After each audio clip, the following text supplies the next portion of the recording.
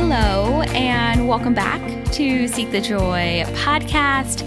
Happy Seek the Joy Tuesday. I'm your host, Sydney Weiss, and March is Women's History Month, and yesterday, Monday, March 8th, was International Women's Day. And so I thought, why not put an episode together that's a celebration, really, and an opportunity to reflect on some of the most powerful and empowering moments that have been heard on the podcast over the last year. So today you're going to hear moments from 8 incredible women who have joined me on the podcast. And so I'm so excited to share today's episode with you and these incredible women.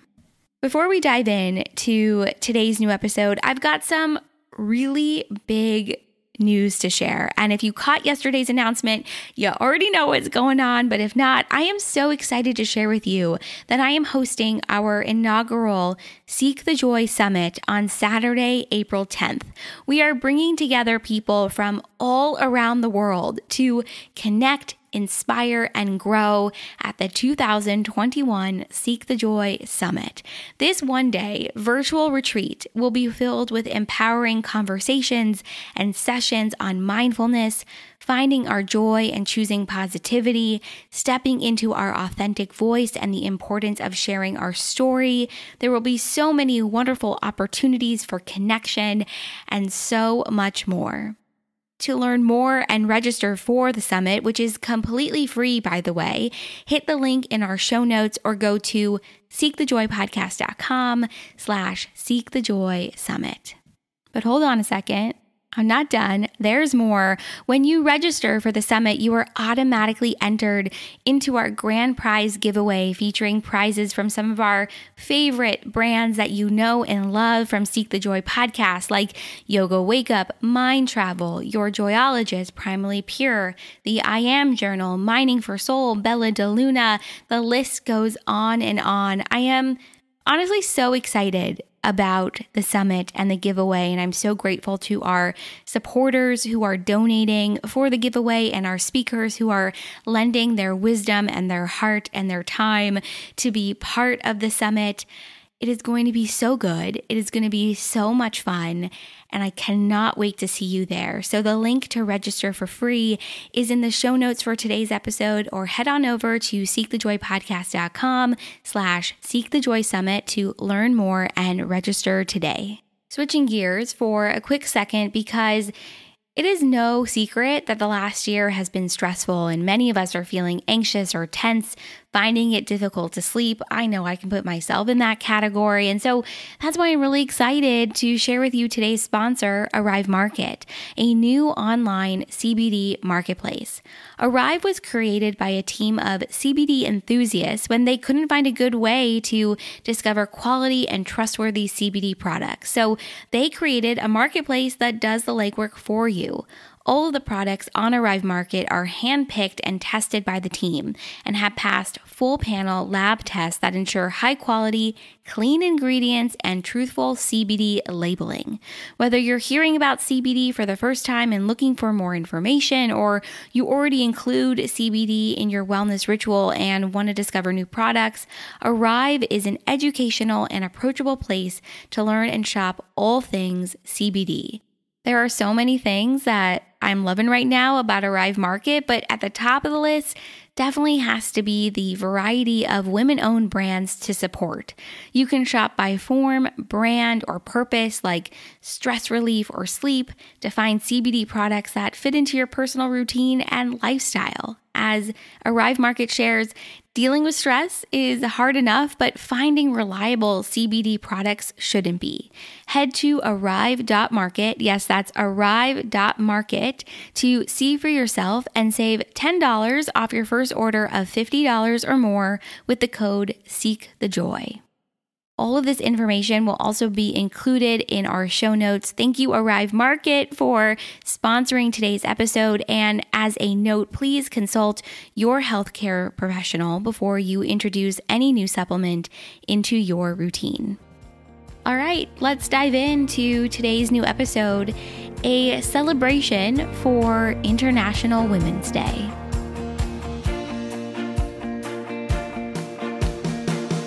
Lauren Martin joined me on the podcast in January to share about her new book, The Book of Moods, and her platform, Words of Women. And my conversation with Lauren really reminded me of the power of remembering that you are not alone in what you experience. There is wisdom in your experience. And when we spend time reflecting on lessons from the women in our lives, their failures, strengths, and stories, we're able to learn and grow in a profound way. And there's really a way through any obstacle.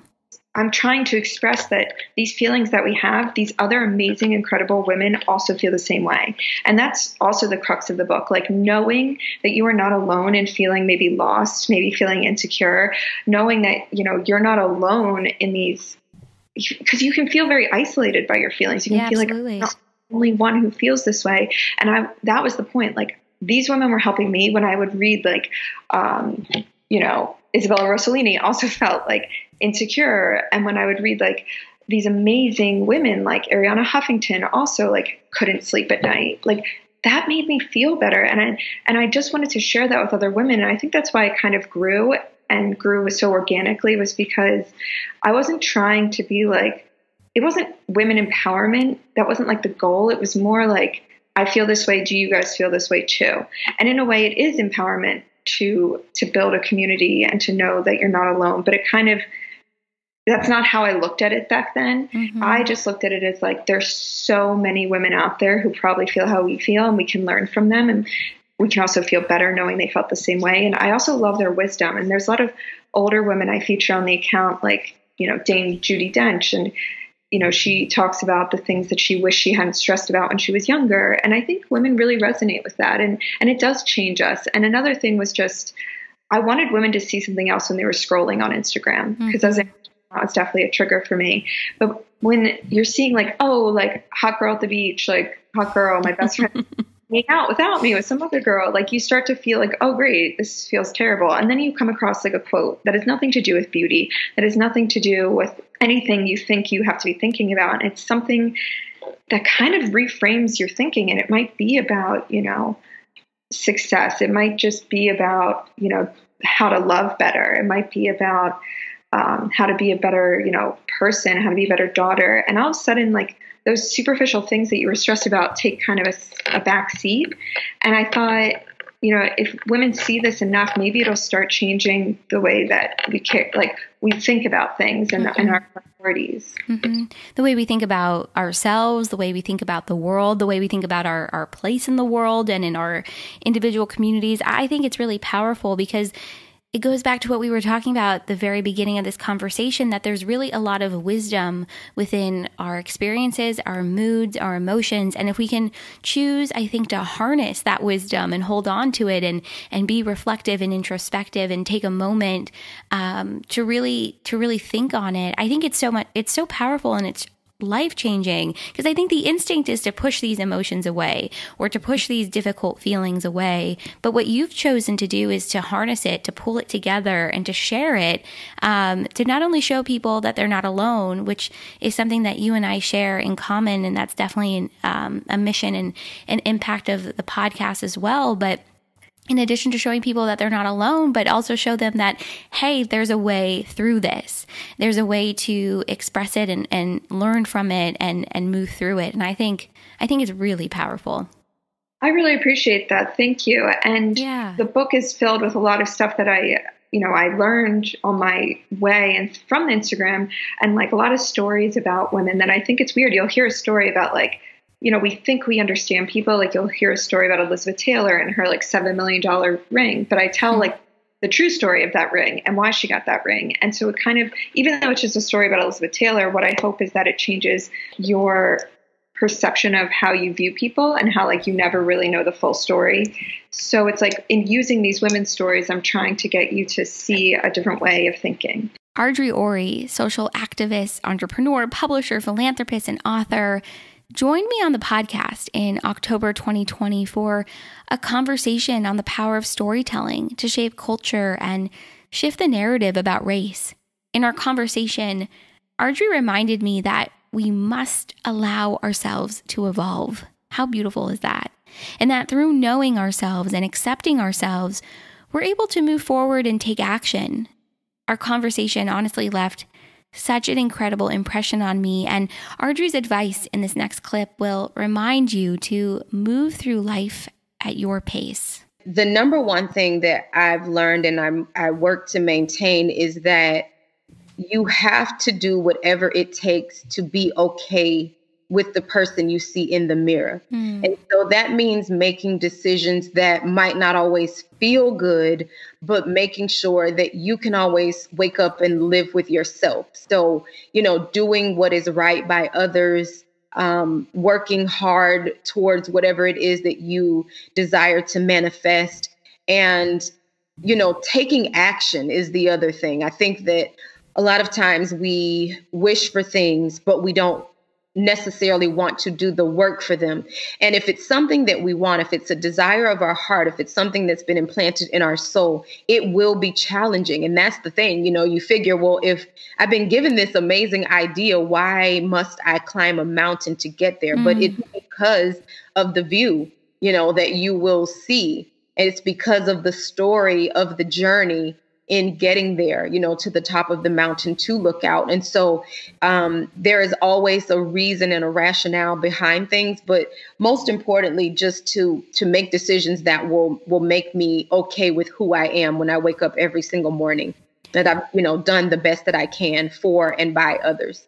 Yeah, it's a level of acceptance, but also I think grace with yourself. And I think during such a difficult time, during such a difficult year, I think a lot of us, at least that's what I've noticed through these conversations, have put a lot of pressure on ourselves to do more or be more or see more. And I think what you just shared is so beautiful and so powerful. It's about knowing who you are, accepting, who you are and what it is that you can do in any given moment. And also knowing when it's time to take it to the next level and take action or, create a plan to make those steps to get to where you want to be. I think that's such good advice because sometimes we wait in limbo, and we expect the next step to maybe come to us. But sometimes you really you got to put one foot in front of the other and see where it'll take you. You must. And I think that the way in which you walk is important. You don't have to run. You can literally walk to wherever it is that you desire to go because it's already been ordered. Your steps have already been ordered, and it is really just about you exerting the effort to take the steps. But we don't, there's no race to the finish line. There's no racing against another person. Everything that we do in our lives is really about realizing it's the character arc is what I love to say. The character must evolve. You will not stay the same, nor should you aspire to do so. You will continue to take steps and to grow and to move into new spaces. And in doing that, you're going to find your faults. Those are going to be revealed. You're going to find the things that you're most proud of about yourself. You're going to come against challenges, but all of those are a part of what should be happening in your life and, bumping you in the right direction. So it's all truly a blessing. I love what you said, that it matters the way you walk. You don't have to run. You don't have to sprint. It doesn't have to be a marathon. I think we feel a lot of pressure to get to the next or make the next thing happen. So what you just shared, I think is so powerful. I wrote it down and I can't wait for people to hear this part of the episode. I've learned throughout the years that part of allowing yourself to evolve, for that character arc to take place, like Ardre just spoke about, means that you have to believe in you. Dana-Maxx Pomerantz, the founder of the Be Happy Project, joined me on the podcast in November 2020 to chat about living life on our terms and how we can do that by quieting the inner critic. As Dana-Maxx shares, we all have a negative voice that lives inside of our heads, but if we can get it to quiet down, the more that we can do that, the more we start to believe in ourselves and trust our worthiness and ultimately take our power back. We all have this negative voice in our head that likes to bring us down and keep us down. And, this really goes to identity, self-love, plan B, everything. And I think a huge part of the self-work is getting that voice to quiet down so it's not so mentally overpowering and we take our power back. And so, I've learned anytime I hear that voice come in, I tell it to stop. I literally walk away. I do not give it the space, the time, the platform, anything. Because whether it's our negative inner critic or, critics in our lives, it could be family members, it could be friends, it could be a boss, whatever it is, there's always going to be a voice that tells you or tries to tell you that you're not good enough. And so we have to learn how to shut out the noise and know that we are worthy and good enough, no matter what anybody says. So, yeah. I love that you brought up the inner critic because, that voice will stop you from chasing after your dreams, from believing you have a plan B, that you have another dream that you can go after, that you're worthy of it. And so getting it to quiet down, I mean, at least at the beginning for me, I remember it was like a full-time job because it just sneaks in. It sneaks in when you least expect it. You could be, taking a walk or working on something that you've done a million times, and that voice creeps in and you start to doubt yourself. And I love that you said you really have to take your power back because that voice can start to define you, or you can allow it to define you. And I love just what you said about taking your power back. And it sounds like you had to do that at different, points in your life too, and really decide for yourself, like, no, this is who I am. Not what that voice says, not what, not having that business anymore would say to somebody else. Like, I actually know who I am. And I think that's really powerful too. Thank you. Yeah. And, I think it takes, sometimes it takes hitting rock bottom to learn who you are and reclaim yourself and your life. And that's okay too. And I think, your dream, it could be a piece of you, a part of you, but it doesn't have to be all of you. And I learned that as well. And the negative voice, like you said, it used to pop in my head all the time unexpectedly. It was just constant noise in my head telling me I wasn't good enough, or why didn't I do this better, or whatever it is. And so I'm now in a place, just because of all the work that I've done, I don't even have a negative voice. I really don't. Because the second it will be once in a blue moon, I'll have my negative voice pop up. I do not let it hang out with me. Like, that is a toxic person. Nobody has time for that. Absolutely not. No, exactly. And it goes back to what you said, creating healthy boundaries with yourself. And so the more you can let go and not listen and not give your negative voice like any sort of platform, the more peaceful and content of a life you'll have. And you'll be able to, if somebody rejects you, or you don't do as well on a test, or you miss an opportunity, or your kid is having a mental breakdown, you're not going to take any of those things as personally, and you're not going to let it stress you out as much, because you can just take a deep breath and come back to it. You can figure it out. Your whole perspective on these negative situations just changes. Kelly Rutherford joined me on the podcast in August 2020, and it was such a beautiful conversation on shifting our perspective towards joy and seeing the good and giving ourselves grace. In this next clip, Kelly shares how she's learned to trust more and allow, and how she's really learned from the contrast. I'm curious, as you have gone on your own journey and your own path, both with acting and spirituality and with your family and everything else that sort of, rests in between, how have you learned to trust more, to sort of allow more? Well, it's my belief that that's our natural state. Our natural state is allowing, instead of resisting, forcing, making it happen, right? So not that we don't take action. It's just that the action, the intention behind the action and the energy behind the action is different when you're allowing yourself to be, allow yourself to connect up with what's true for you. And I just found that, like, trying to make things happen or force things to happen, or when really challenging things were happening, if I was really in hardcore resistance to it, there were no outcomes that were good. So it was like, okay, this isn't working. It was sort of trial and error, I suppose. So in letting go, which became the only option, at some point you just go, okay, I can't figure this out. Nothing I'm doing is working. And so you just let it go. And in the letting go of the stress of it, the worry of it, the whatever, you get quiet and you allow the answers to come, and you allow the situation space for, whatever you want to call it, divine intervention, for the energy to alchemize, so that because when we're in resistance or we're in lack, the energy can't show up. It's like it's quantum physics thing. It just doesn't work. So in that space, you learn to trust. You learn to say, okay, the more I get quiet, breathe, allow this situation, and you're almost just putting light around the situation and saying, for the highest good of all, I'd like a resolution or an improvement or a blessing here or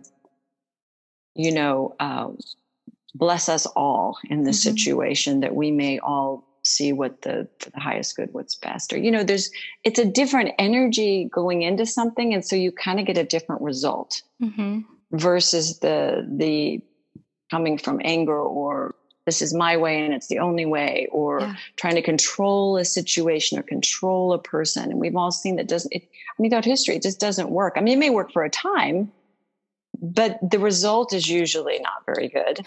The outcome is not good for anyone involved.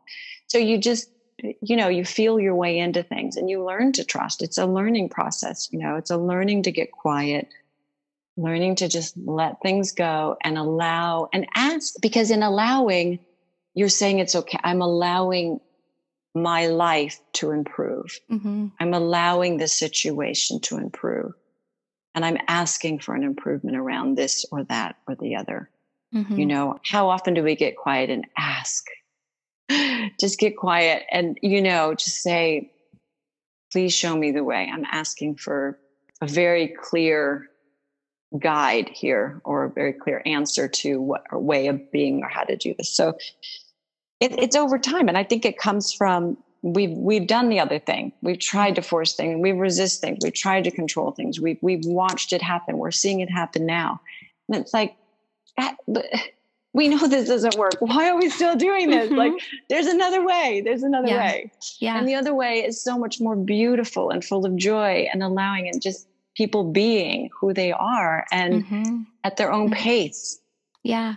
I think what has helped me too is to remember that anger hurts me probably more than it hurts the person that I'm angry with. And being frustrated hurts me more than it hurts the person I'm frustrated with.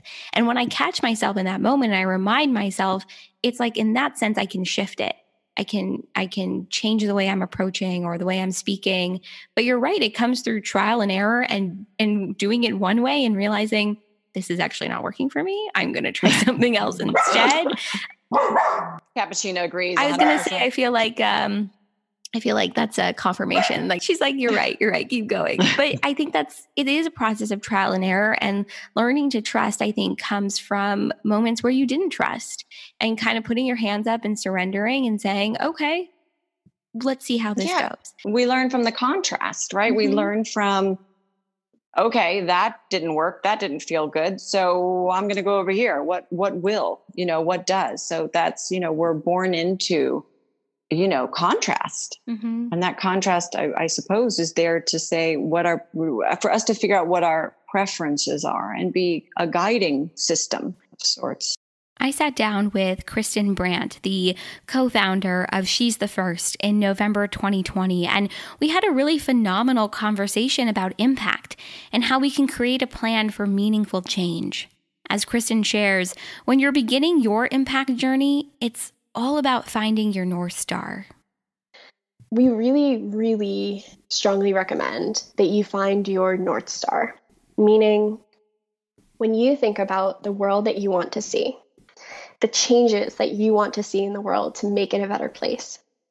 What are those changes? What is driving you to create impact? So for me, when I think about my North Star, I grew up in a home surrounded by incredibly strong, wonderful women and men who were not so great. And, I experienced emotional abuse and all of these things. And so for me, when I think about what change do I want to see in the world? My North Star is a world where women are safe and loved and girls are safe and loved. And what having that North Star does for me is it means that whenever I think about creating an impact, whether I'm feeling overwhelmed or I'm just not sure where to start, I can go back to that North Star and use that as a way to guide my actions and guide my steps. I know then the kinds of organizations that I would want to partner up with. I know the kinds of events that I would want to go to, or the kinds of movements that I want to donate to, because everything I do, I want it to ladder up to that North Star. And it gives you a little bit of permission to say no to the things that don't line up with your North Star. So, there's only so much money and time and energy and resources that you have to give. And it gives you kind of that focus to say, okay, I'm going to put, 85% of my impact energy into this North Star, this thing that is really personal to me, this thing that I really, really want to see change in the world. And the other 15% I'm going to leave for things like issues that intersect with mine, issues that are really important to my friends or to my community, things that I want to make sure I've got some space to put some either money or volunteer time behind. But I don't have to say yes to everything all the time, because I know that there is one part of the world that I am consistently working to make better. And if we all do that, if we all kind of do our part toward making the world better in the ways that are most meaningful to us, then we're going to arrive at a world that actually is better all around. And you can give yourself the grace to focus on the things that matter most to you. I love this concept of your North Star, because it sounds like your North Star can be a combination of what you're passionate about, but maybe also something that is an issue or a cause that's very personal to you. And I think that element of it being personal to you, I think, is really important, because you need this momentum or the fuel or the desire to keep going. And you can have that too with a cause that's not super personal to you. And I think that's important as well. But having this maybe attachment, have you found that it's helped to keep going, to keep finding the tools or the resources or the energy to sort of stick with it? Yeah, absolutely. And I think it's actually really important, to think about your North Star as something that you can relate to. So it might not necessarily be something that you experience trauma around. It might be something you have a really positive experience around. Education for me was incredibly transformative. It was, school is a place I could go and I could be my full self all the time, no matter what. And going to college changed my life. So education is a big kind of theme in my life as well. And it ladders up to this idea of women being safe. I think, equality is a big part of that as well. And so you can think about not just the things that have impacted you negatively, but the things that have impacted you positively. What do you want to spread out into the world because it really benefited you? Speaking of making change in the world and making it a better place, I sat down with Achea Redd, mental health advocate and author of Be Free, Be You, and founder of Real Girls Fart, in July 2020. And our conversation really was focused on how we can make mental health into an everyday conversation. Achea really uses her life experience and mental health journey to help women find their voice and let it out. In this next clip, Achea shares how we can begin removing stigma around mental health, the important role of education in making the kind of change we want to see in the world, both when it comes to mental health, but also racial inequality. Education, in my opinion, is one of the most powerful weapons that we can wield in the correct way and use it to, reverse stigma or eradicate stigma, where we are right now in the country, right? With all of the racial inequality and all of that. Education, that's a huge part of it. Same with mental health, because in many ways, the mental health stigma and then the racial stuff, it's very, they have that thing in common where nobody wants to really talk about it. And so you are taught to fear what you don't understand. So if we can, understand as much as we can the brain, understand what these disorders are, these illnesses are, talk to people who actually go through it so that you can learn to walk in their shoes, even though you may not have that diagnosis, but you can try to understand where they're coming from and then have conversations openly about it. And I think all of those things combined will help people feel empowered to talk more about it. And then the more people are talking about it, that demand for community support increases, right? And then there's demand that then goes to the healthcare. So it starts really with these types of conversations, and then it grows from there. Knowledge is power in that way. And it does come down to education, I think, for so much. What you said is so powerful. You're taught to fear what you don't understand. And so I think maybe for so many of us, the first step is that level of awareness, maybe to even know that you have that sense of fear or that confusion, or you just don't know because you haven't been taught. And then it's that willingness to step forward and do that work and immerse yourself in that process of education. I love what you shared. I think, like you said, it can be applied to everything. Yes, all across the board. I know when I first received the diagnosis of generalized anxiety, because the depression and the eating disorder stuff kind of came a little bit later. And, you know, honestly, anybody who is dual diagnosed or anything like that, it's like an onion, right? You know, because that's just how complex and amazing the human psyche is. But that understanding and education, all of that, it works all across the board. Because I think that when I first was diagnosed, I decided I'm going to learn every single thing I can about generalized anxiety disorder. I'm going to know modes of or methods of treatment. I'm going to learn like what is within that diagnosis. I'm going to try to talk to people or, you know, read things where other people are having these conversations. I want to hear what the psychiatrists are saying, the psychologists are saying. I mean, I just absorbed all of this information. I was a sponge because I'm not going to walk around with a diagnosis and not know what the heck it is. Yeah. You'll fear it. If you don't understand when that anxiety comes over you again, and it will, you will start to be scared of like, those feelings. So I feel like I am equipped now when I have an attack, if I do, that, okay, I know what this is. I see you. I'm just going to sit here because I understand and I'm at it. Yeah. Liliana Barzola, renowned spiritual intuitive energy healer and the founder of Lotus Lantern Healing Arts, joined me on the podcast in October 2020 for a conversation on energy healing, past lives, and transforming fear and trauma. In this next clip, I asked Liliana how we can begin to strengthen our energy field. You are going to love her perspective and what she shared, and she touches on everything from acceptance, patience with self, to how we can really navigate loss through that. Her perspective really goes beyond what you'd maybe normally hear in these spiritual spaces. Well, first off, really being kind to yourself, that internal positive self-talk, because it is a really crazy time that we're living in. And there is an incredible amount of oppression that we feel and we experience.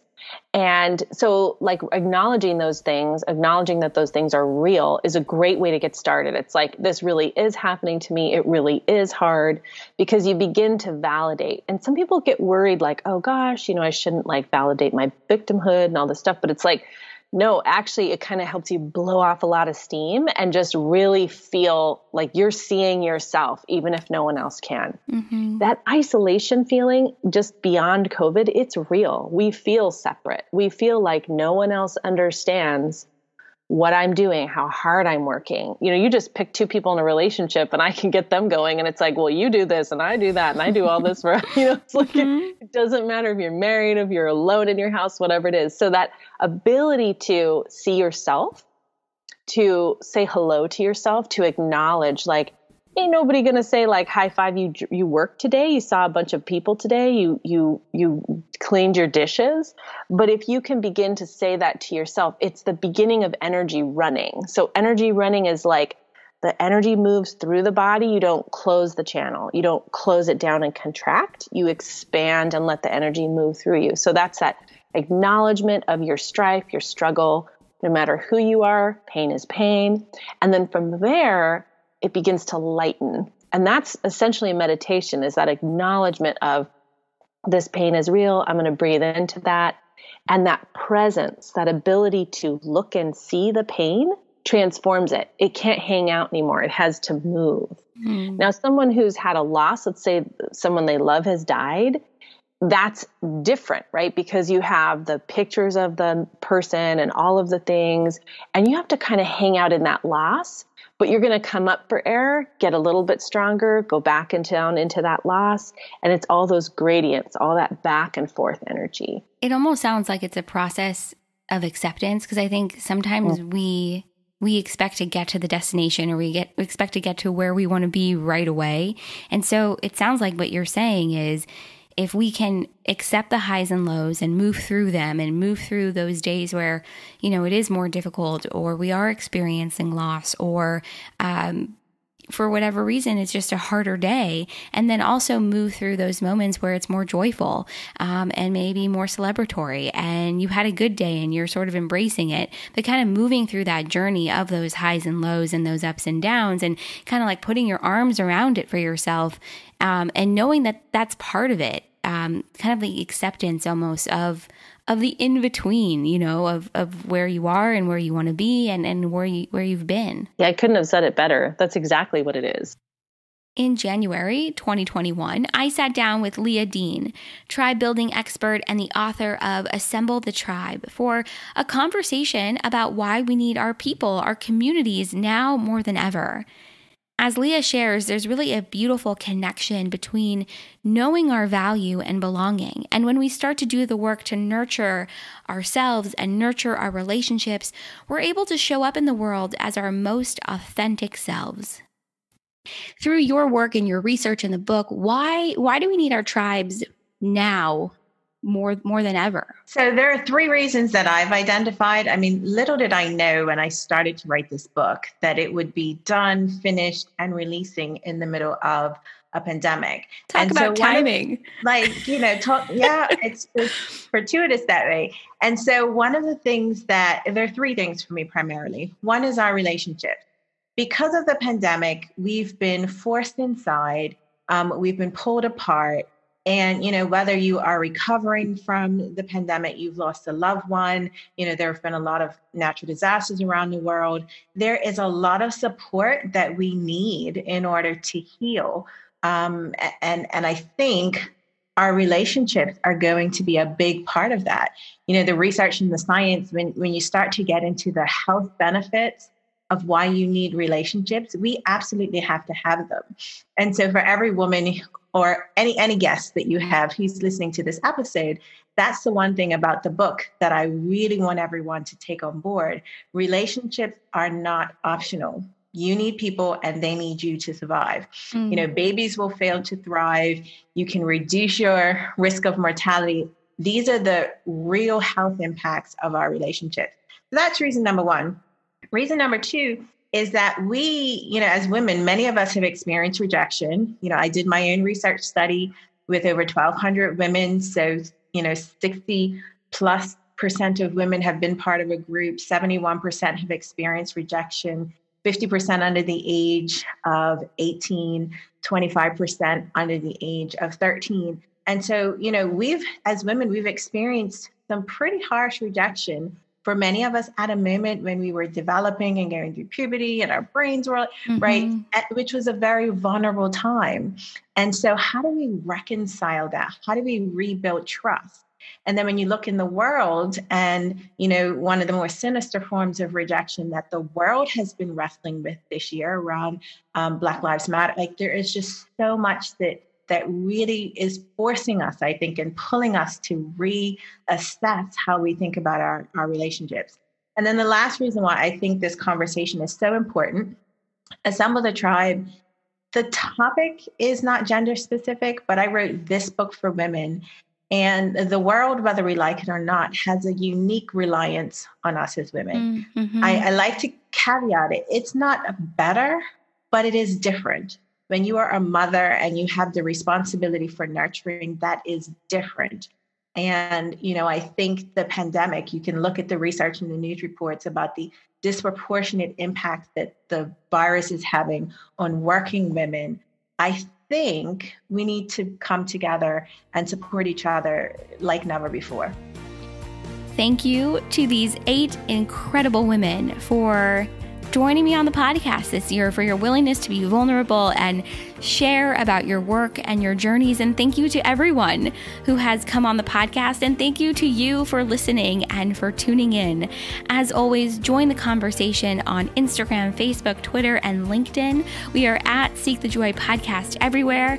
If you're on Spotify, hit follow. If you're on Apple Podcasts, hit subscribe. And don't forget to check out Seek the Joy Summit. It is our one-day virtual retreat live on Zoom. I am so excited that I can finally share with you what it is that I have been working on. The link to register for free is in the show notes. All right, guys, that is it. Happy International Women's Day, Women's History Month. And I'll see you right back here next week for another Seek the Joy Tuesday.